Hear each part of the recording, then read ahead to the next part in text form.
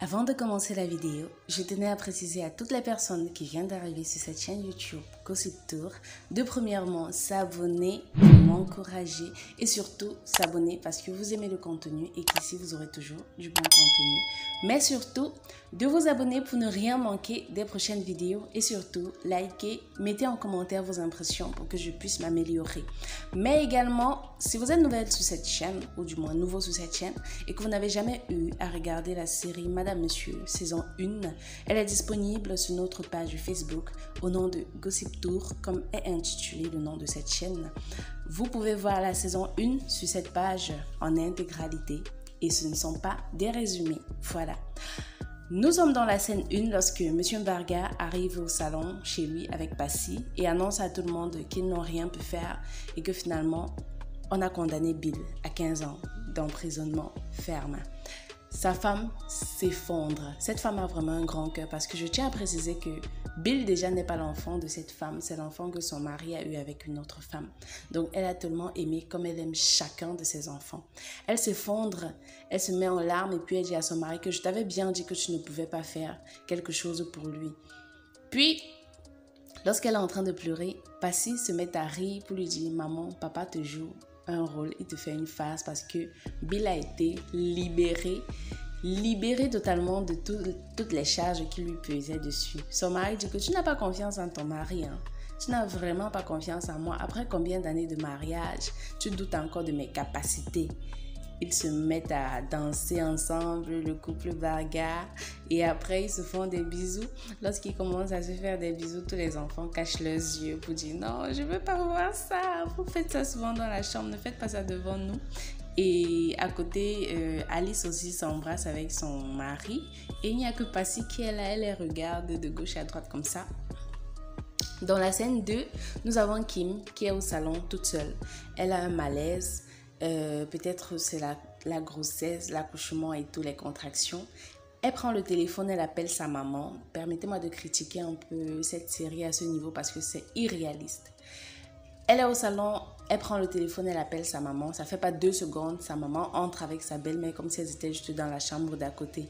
Pourtant, elle n'était même pas à la maison. Donc, c'était un peu trop technique, quoi. Je sais pas comment dire, mais c'était pas réaliste en fait. Ça fait pas professionnel. Donc, sa maman et sa belle-mère la conduisent à l'hôpital et pour voir ce qui se passe effectivement, pour savoir si ce sont effectivement les contractions, si son enfant va sortir d'un moment à l'autre. Retour chez la famille Mbarga. Passy et toute la famille est au salon. Bon, ils sont au salon et Bill fait son entrée. Lorsque Bill entre, tout le monde se lève comme si le prince était arrivé. Ils vont tous l'embrasser, sauf que son papa ne bouge pas. Il est déçu, il est déchiré. Il n'arrive pas à croire qu'un enfant aussi, avec un fond aussi mauvais vient de lui. Et il ne manque pas de lui dire tout ce qu'il pense de lui. Donc, Passy, Alice, Arnaud, ils embrassent Bill, ils disent qu'ils sont contents de le revoir à la maison, qu'il les a manqués et qu'ils espèrent qu'on ne l'a pas torturé en cellule.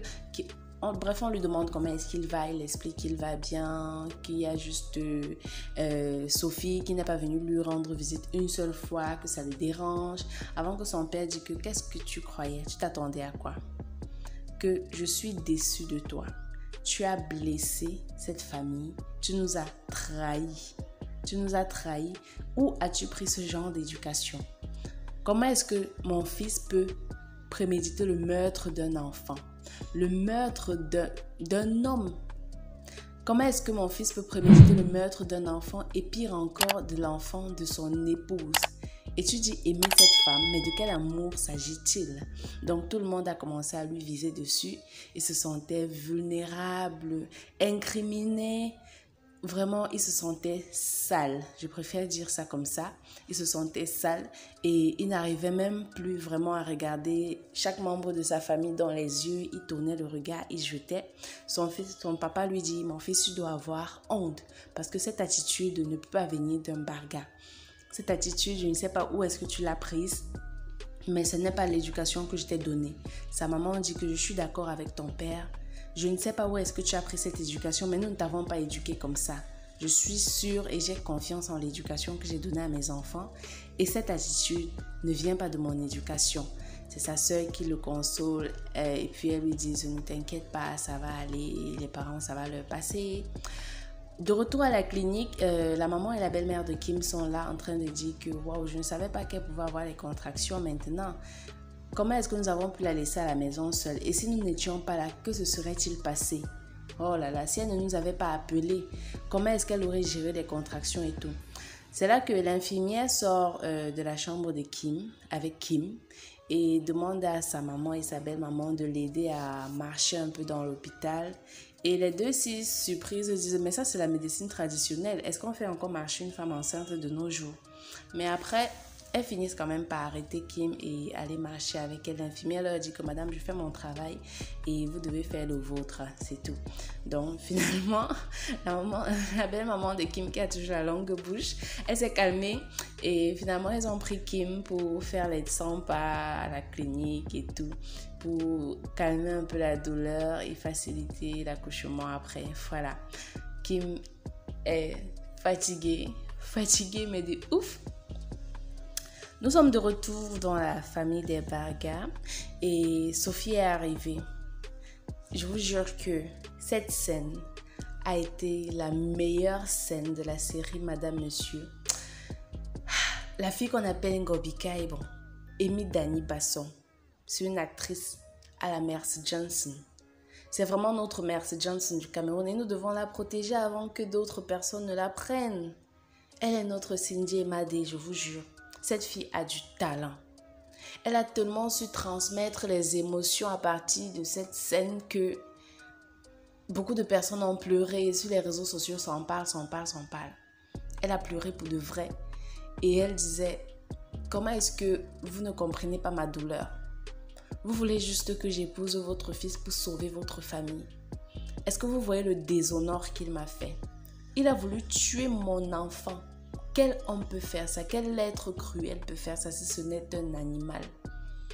Je ne me remettrai plus jamais avec Bill. Je l'ai fait sortir de prison juste pour que ses enfants grandissent, sachant qu'ils ont un père quelque part, et pour ne pas avoir ce fardeau sur moi lorsque mes enfants me demanderont chaque jour où est leur père. Il est méchant. Bill est méchant.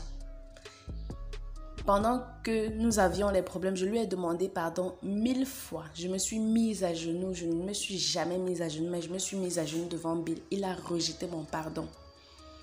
Il est sorti avec sa Chisa pendant qu'on était encore mariés. Ils ont fait l'amour devant moi. Ils se sont embrassés devant moi pour m'humilier. Il a dormi dans notre lit conjugal avec elle, dans la maison, avec les enfants. Vous me demandez de lui pardonner. Combien de fois je lui ai demandé pardon? Il a rejeté mon pardon. Vous voyez juste maintenant votre enfant. Pensez à moi. Vous imaginez la douleur que je peux ressentir? Il a essayé de tuer mon enfant. Tuer mon enfant. Et tuer le père de mon enfant. Il a voulu rendre un enfant orphelin. Ou rendre 2 parents orphelins de leurs enfants. Elle s'est énervée et puis elle s'est levée, elle a retiré sa bague, elle a mis sur la table, elle est partie. Et elle a dit qu'il n'y a plus rien qui les lie en dehors des enfants et que si quelqu'un veut voir ses petits-fils, il passe chez elle, c'est sans souci. Nous sommes de retour à l'hôpital. Kim a fini de faire les 100 pas et sa maman veut entrer dans la chambre, sauf que l'infirmière dit qu'elle n'a rien à faire dans la chambre, que les visiteurs ne sont pas autorisés dans la chambre. Sauf que vous connaissez nos mères camerounaises là. Est-ce qu'elles écoutent même souvent ce que les médecins disent? Elle a foncé, elle est entrée là-bas tranquille et l'infirmière est entrée par derrière aussi avec Kim. Voilà son mari qui arrive à l'hôpital, Austin. Et tout le monde est en train de stresser. On dit qu'il y a eu des complications sur l'accouchement. Austin se met à courir pour partir en salle d'accouchement. Et voilà. On revient encore sur la scène de la famille Barga avec Sophie. Elle est encore en train de faire son discours étant debout. Elle dit qu'elle est déçue. Elle est déchirée. Qu'elle ne sait même pas si elle va se reconstruire un jour. Qu'ils veulent qu'elle se remette avec Bill, mais que quel être pourrait vivre avec un homme qui a essayé de tuer son enfant? Chaque jour qu'elle marche dans la maison, elle a peur. Elle a peur chaque jour qu'elle sort dans la rue. Elle a peur que quelqu'un va arriver de n'importe où pour la tuer, pour lui faire du mal.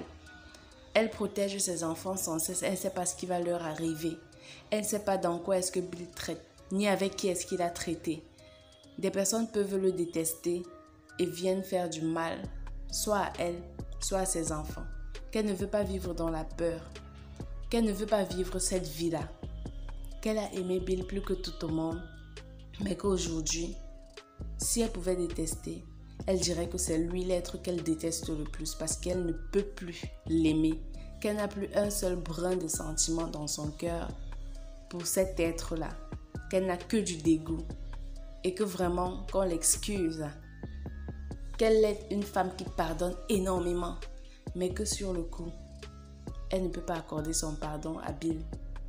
Elle va pardonner même, mais elle ne pourra jamais oublier ce qu'il a fait.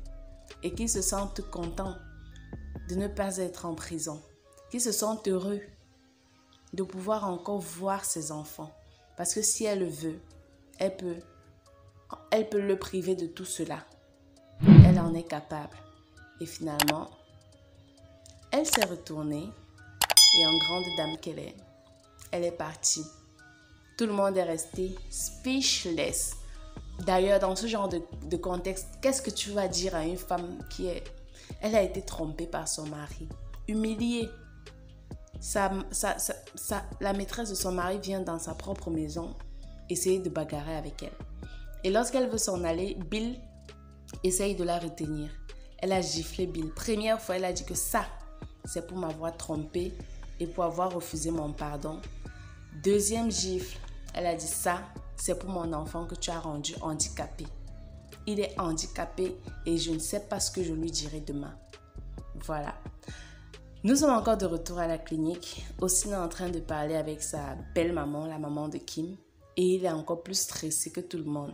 Et il est stressé aussi. Mais finalement, on lui dit que sa femme a accouché. Et il saute, il est content, comme un petit bébé dans une boutique de bonbons. Voilà. De retour dans la maison d'Embarga, nous avons le jardinier qui arrive présenter son épouse à Madame Barga. Et son épouse dit qu'elle a un cadeau pour Madame Barga. Madame Barga dit finalement, ok, allons à l'intérieur, je vais vous offrir quelque chose à boire.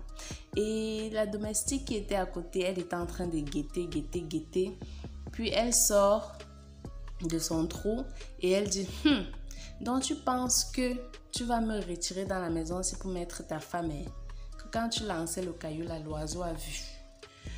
On retourne à l'hôpital et Austin est dans la chambre d'hospitalisation de sa femme. Il voit son bébé. Il est tellement content. Mais sérieux, le bébé, il est trop mignon. Il est trop mignon. Même s'il fait un peu grand pour un nouveau-né quand même. Là-bas, ils n'ont pas trop bien fait le casting des bébés. Mais il est trop chou. On retourne chez les Barga. La femme du jardinier, elle est en train de sortir et la domestique vient la suivre dehors. Elle la menace. Elle dit que je ne veux plus jamais voir tes pieds chez mon patron. Sauf que cette dernière lui dit que c'est aussi la maison des patrons de mon mari. Donc chaque fois que j'aurai envie de voir mon mari, je viendrai ici. La domestique dit que tu peux l'attendre à la maison là-bas. Tu n'es pas obligé de venir le voir ici. Elle dit que je le vois où je veux et je n'ai pas peur de toi. Elle dit, ah bon, je n'ai pas peur. Je vais t'écraser si je te rencontre encore ici là. Elle dit que si tu mets encore tes pieds ici, je vais t'appuyer comme ça là. Cela dit que tu ne me fais pas peur. Et elle s'en va. Austin est chez lui avec sa femme. Bon, ils sont encore à l'hôpital et ils sont en train de parler du bébé. Qu'enfin, nous sommes heureux.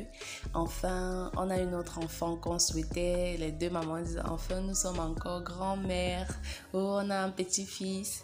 Mais moi, du moins, je vais vous poser une question. Est-ce que vous pensez vraiment que cet enfant, c'est l'enfant d'Austin? Moi, quelque chose me dit que c'est l'enfant de Paul. Je suis sûre qu'on saura ça dans la saison 3, mais je ne suis pas trop sûre que ce soit l'enfant d'Austin. Les mariages, quand on attend seulement les enfants, là, ça cuit souvent à la fin.